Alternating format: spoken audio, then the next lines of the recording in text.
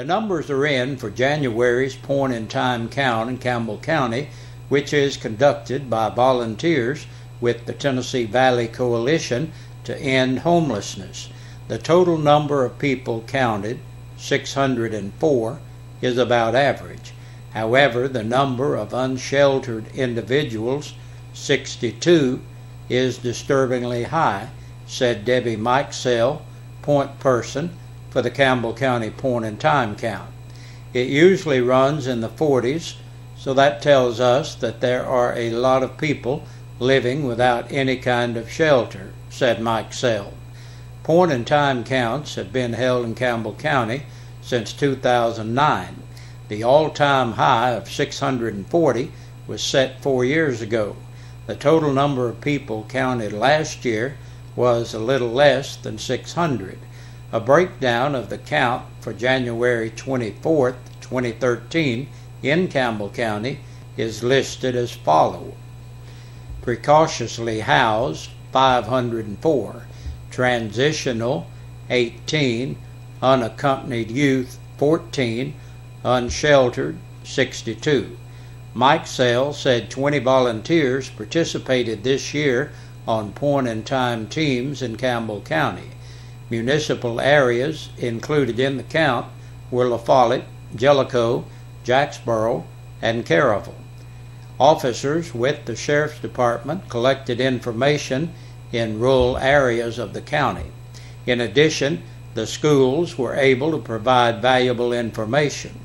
We're using as many resources available to us as possible to get individuals placed where they are safe, warm, and have food, said Mikesell. I just want to say thank you from the mayor's office for their help collecting information. School department personnel, DCS staff, health department, Shepherd's Home staff, chief shelter staff, community volunteers, social services staff, and area law enforcement. According to last year's statewide pit count, figures in Campbell County brought in more than $130,000 of monetary assistance for rent and utilities. Caravel Police Chief Johnny Jones found it hard to sleep at night after watching news reports of a tragic school shooting in a small New England town. With a young grandson nearly the same age as many of the 20 children massacred at Sandy Hook Elementary on that dark December day in Newtown, Connecticut, Jones set about to make his own community a little safer. Immediately after Campbell County students returned from Christmas break, the chief and his staff began routine patrols at Caravel Elementary. As many as 4 times a day, Jones checks on the school, often grabbing a quick bite of lunch while parked outside in his police cruiser. Each day he greets students arriving at the front entrance as another officer patrols the back of the building. When I heard about Sandy Hook, I couldn't sleep and I just decided to do it, said Jones. We're a small community, but we're only 30 minutes from Knoxville. We can still have big city problems. Through the children, though they're very young, Jones said they know why he is there. I'm 55 years old and have been in law enforcement for 36 years. I'm 6'4", and to have them come up to thank me for being here, that's something special. They understand what's going on, said Jones. Jones said he isn't surprised to hear about school shootings at high schools or middle schools. The tragedy at Sandy Hook Elementary, however, made him think twice about school safety in the primary grades. Although he isn't necessarily opposed to teachers carrying weapons with proper permits, Jones would rather see a trained officer in charge of security at each school. If they've got a carry permit, I think they should have more training, he said. I think teachers have enough to worry about. I don't think it should be their job to have to protect the kids. I don't think that should take place of a trained officer. I think there should be an officer at each school. I think the politicians waste enough money in other places to where they could do that. Campbell County Director of Schools, Donnie Poston, says that may be coming down the pike. Poston said the school board is waiting to see if the state will foot the bill on proposed legislation that would put a school resource officer in every school in Tennessee, with 6 resource officers already patrolling Campbell County High, Jellicoe High, and all 3 county middle schools. Poston estimates it would cost another $400,000 per year for 8 additional officers to staff the elementary schools. He is not in favor of arming teachers. I personally think you should get an SRO. That's their expertise, said Poston. He said county deputies are now showing more of a presence at the other elementary schools, though not nearly to the level that Chief Jones and his staff are at Caravel.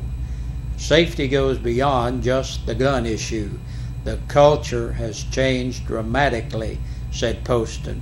We're probably spending twice as much on safety as curriculum issues, and they want to know what's wrong with academics. Poston has been in regular communication with Senator Ken Yeager and Representative Dennis Powers and hopes to visit them this week during a trip to the state capitol in Nashville. The Campbell County Commission meets this evening at 6 o'clock. We'll have the meeting for you in the morning here on TV Channel 12. And learn more about Roane State's new high-tech mechatronics program on February 25th.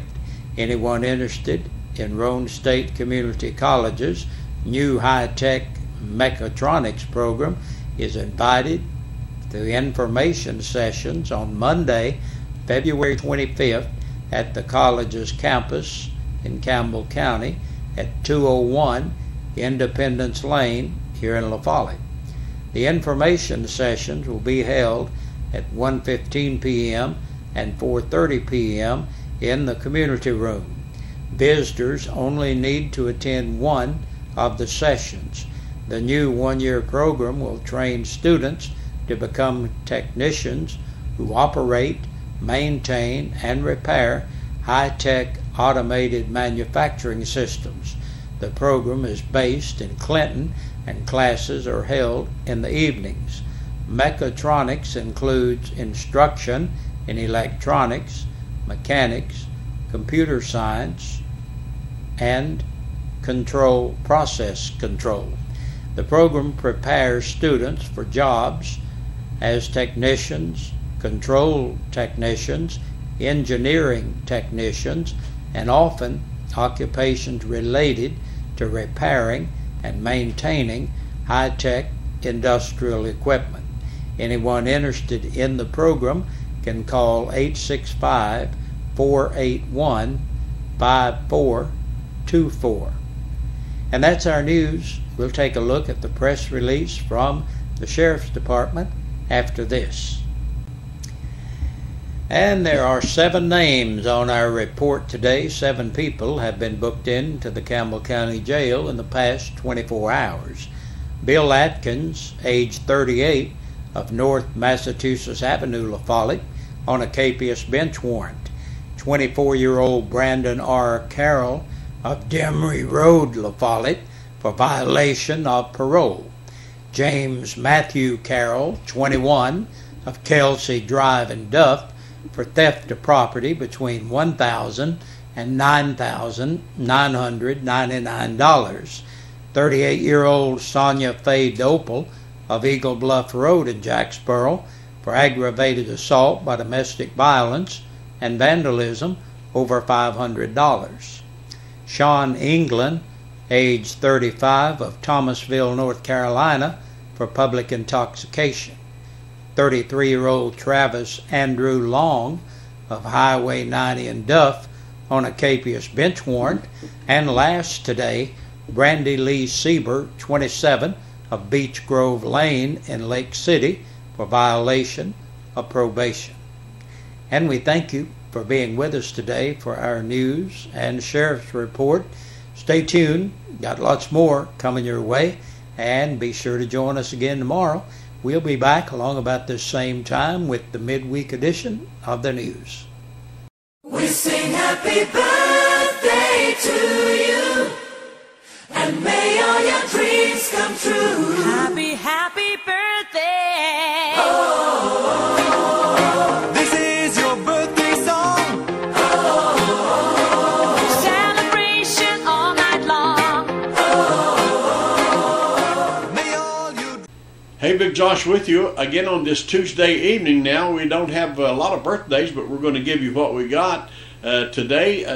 The birthday club and the anniversary club brought to you by WLAF and Eastside Pizza and Deli right here in La Follette. Hey, today Shirley Goins turned 71 years old, and happy birthday to you, Shirley, and we hope you have a great day. Now, if you're celebrating your birthday today or your anniversary, we want you to have a good day. But the only way now that you can qualify to be in the drawing on Friday to win a birthday or an anniversary dinner for two from WLAF or Eastside Pizza and Deli, that's to get your name on our list here. All right, so do that. Call them in. Even if they're a little late, we'll still take them.